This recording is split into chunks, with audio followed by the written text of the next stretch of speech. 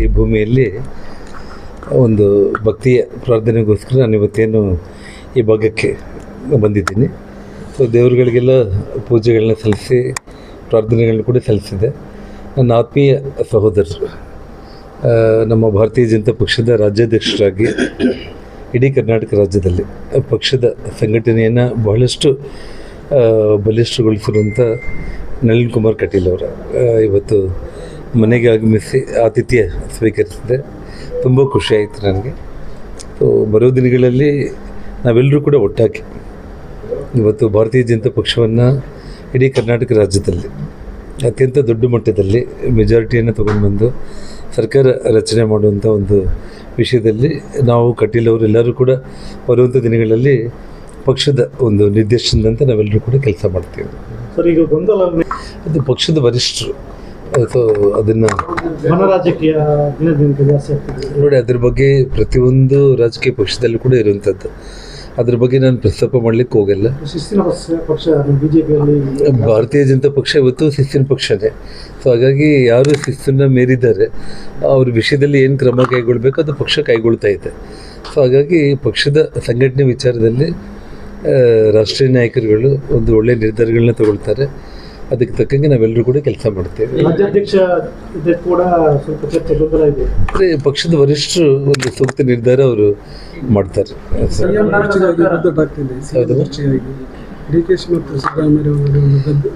So ನೋಡಿ, ನಾನು November ತಿಂಗಳ ಒಳಗಡೆ ಸಿದ್ದರಾಮಯ್ಯ ಅವರು ನಮಗೆ ತಿಳಿದಿರುವಂಥ ಮಾಹಿತಿ ಪ್ರಕಾರ ದೇವರಾಜ್ ಅರಸು ಅವರು ಈ ರಾಜ್ಯದ ಮುಖ್ಯಮಂತ್ರಿಯಾಗಿ ಅತಿ ಹೆಚ್ಚು ದಿನಗಳ ಕಾಲ ಇದ್ದಿದ್ದು.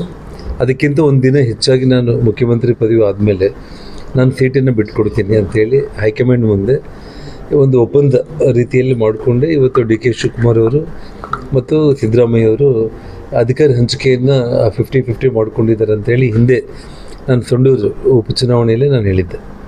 ಹಾಗಾಗಿ ಅದಕ್ಕೆ ಇವಾಗಿಂದನೇ ಬುನಾದಿಗಳು ಹಾಕೋದನ್ನು ಶುರು ಮಾಡಿದ್ದಾರೆ ಡಿ ಕೆ ಶಿವಕುಮಾರ್ ಅವರು. ಸೊ ಹಾಗಾಗಿ ಯಾವುದೇ ಕಾರಣಕ್ಕೂ ಕೂಡ ಅವರು ದೇವರಾಜ ಸಮಯ ಮೀರಿ ಒಂದಿನ ಆದಮೇಲೆ ನನಗೆ ಇರೋ ಮಾಹಿತಿ ಪ್ರಕಾರ ಸಿದ್ದರಾಮಯ್ಯ ಅವರು ಖಂಡಿತವಾಗ್ಲೂ ಕೂಡ ಅವರು ರಾಜೀನಾಮೆ ಕೊಟ್ಟು ಡಿ ಕೆ ಶಿವಕುಮಾರ್ ಅವ್ರಿಗೆ ಬಿಟ್ಕೊಡ್ತಾರೆ ಅನ್ನೋದು ಆಗ್ಬೋದು. ಇಲ್ಲ ಅಂತಂದರೆ ಡಿ ಕೆ ಶಿವಕುಮಾರ್ ಅವರು ಬಲವಂತವಾಗಾದರೂ ಕೂಡ ಕುರ್ಚಿನ ಹೇಳ್ಕೊಂಡು ಅದರಲ್ಲಿ ಕೊಡೋದ್ರಲ್ಲಿ ಯಾವುದೇ ಅನುಮಾನ ಇಲ್ಲ ಅಷ್ಟೇ. ಅದನ್ನು ನೀವು ಯಾವುದೇ ಒಂದು ಪದಗಳು ಉಪಯೋಗಿಸಿದ್ರು ಕೂಡ ನಮಗೆ ಇದಿಲ್ಲ. ಒಟ್ಟಿಗೆ ಅವರು ಅದರ ಆತುರದಲ್ಲಿದ್ದಾರೆ, ಅಧಿಕಾರ ಪಡೀಲೇಬೇಕನ್ನೋ ಆತುರದಲ್ಲಿದ್ದಾರೆ. ಸೊ ಅವ್ರ ಗೊಂದಲ ಅವ್ರಿಗಿದೆ. ಸಂಪೂರ್ಣವಾಗಿ ಇವಾಗ ಬೇಕು ಅವ್ರ ಬಗ್ಗೆ ಆರೋಪ ಮಾಡಬೇಕು ಅನ್ನೋಂಥ ವ್ಯಕ್ತಿತ್ವ ನಂದಲ್ಲ. ಒಬ್ಬ ಸಾಮಾನ್ಯ ಪ್ರಜೆಯಾಗಿ ನಾನು ಹೇಳಬೇಕು ಅಂತಂದರೆ ಇವತ್ತು ಇಡೀ ಕರ್ನಾಟಕ ರಾಜ್ಯದಲ್ಲಿ ಅಭಿವೃದ್ಧಿ ಕೆಲಸಗಳನ್ನೋದು ಸಂಪೂರ್ಣವಾಗಿ ಕುಂಠಿತಗೊಂಡಿರೋದು ನೀವೇ ಕಣ್ಣಾರ ನೋಡ್ತಾ ಇದ್ದೀರಿ. ಅಟ್ಲೀಸ್ಟ್ ನಾವಾದರೂ ಕಲ್ಯಾಣ ಕರ್ನಾಟಕ ಭಾಗದವ್ರು, ನಮಗಾದರೂ ಅಟ್ಲೀಸ್ಟ್ ಕಲ್ಯಾಣ ಕರ್ನಾಟಕ ವಿಶೇಷ ಒಂದು ಅನುದಾನದಲ್ಲಿ ಶಾಸಕರುಗಳಿಗೆ ನಮಗೆ ಸಿಗ್ತಾ ಇದೆ. ಆದರೆ ಉಳಿದಿರುವಂಥ ಇಡೀ ಕರ್ನಾಟಕದಲ್ಲಿ ಯಾವುದೇ ಒಬ್ಬ ಶಾಸಕರು ಕೂಡ ಯಾವುದೇ ಒಂದು ಅನುದಾನ ಇಲ್ಲ. ಈ ಗ್ಯಾರಂಟಿಗಳ ಹೆಸರಲ್ಲಿ ಬೆಲೆ ಏರಿಕೆಗಳಾಗಿರ್ಬೋದು, ಆದರೆ ಗ್ಯಾರಂಟಿನೂ ಕೊಡ್ತಾ ಇಲ್ಲ. ಇವತ್ತು ನಿಮಗೆ 4 ತಿಂಗಳಾಗಿದೆ, ಫೆಬ್ರವರಿ ತಿಂಗಳಿಂದ ಇದುವರೆಗೂ ಕೂಡ ಗೃಹಲಕ್ಷ್ಮಿ ಯೋಜನೆ ಆಗಲಿ, ಅವರು ಎಲೆಕ್ಷನ್ ಬಂದರೆ ಮತ್ತೆ ಯಾವುದಾದ್ರೂ ಮತ್ತು ಆ ಟೈಮ್ನಲ್ಲಿ ಮತ್ತೆ ಏನಾದರೂ ZP ಮುನ್ಸಿಪಾಲ್ಟೀಸ್ ಬಂದರೆ ಒಂದು ಇನ್ಸ್ಟಾಲ್ಮೆಂಟ್ ಆಗ್ತಾರೆ ಮತ್ತೆ ಆ ಓಟ್ಗೋಸ್ಕರ. ಜನರು ವಿಶ್ವಾಸ ಕಳ್ಕೊಂಡಿದ್ದಾರೆ.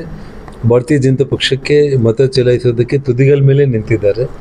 ಸೊ ಹಾಗಾಗಿ ಜನರ ವಿಶ್ವಾಸ ಸಂಪೂರ್ಣ ಕಳ್ಕೊಂಡಿದ್ದಾರೆ. ನಿಮ್ಮ ಪ್ರಕಾರ ಭಾರತೀಯ ಜನತಾ ಪಾರ್ಟಿ ಎಷ್ಟು ಸೀಟ್ ಪಡೆಯಬೇಕು? ಒಳ್ಳೆ ದೊಡ್ಡ ಪ್ರಮಾಣದಲ್ಲಿ ಜನರು ಒಂದು ತುದಿಗಳ ಮೇಲೆ ನಿಂತಿದ್ದಾರೆ ಅಂತ ನಾನೇನು ಹೇಳ್ತಾ ಇದ್ದೀನಿ. ಖಂಡಿತವಾಗ್ಲೂ ಕೂಡ ಪಕ್ಷ ಒಂದು ಒಳ್ಳೆ ಮೆಜಾರಿಟಿಯಲ್ಲಿ ಅಧಿಕಾರಕ್ಕೆ ಬರುತ್ತೆ.